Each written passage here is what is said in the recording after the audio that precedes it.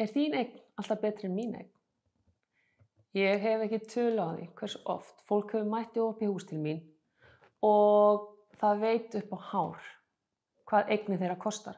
Það er vegna þess að Jón í húsinu, hann er nýbúinn að selja og hann seldi 87 milljónir og þín eign er miklu betri en Jóns. Þannig að þú myndir aldrei láta þín eign undir bara bara aldrei undir 90 milljónir af því þín er miklu betri. Svo þegar ég heyri þetta, þá fer ég alltaf í smá rannsóknarvinnu. Ég skoða bara hreinlega hvernig Jóns eign var. Í fyrsta lagi kemur í ljós 20 fermetrar stærri en eignin þín.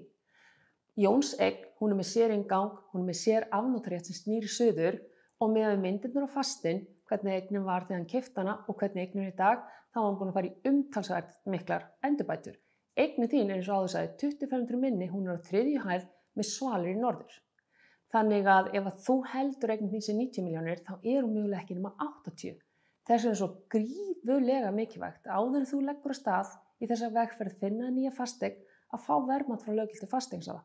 Vegna þess að það er algjör forsendubrestur að gera tilboði eign haldandi á 90 milljónir, þú fær bara 80. Þannig ef þú ert með spurningar til fasteignamarkaðar, ekki hika við að heyra í mér.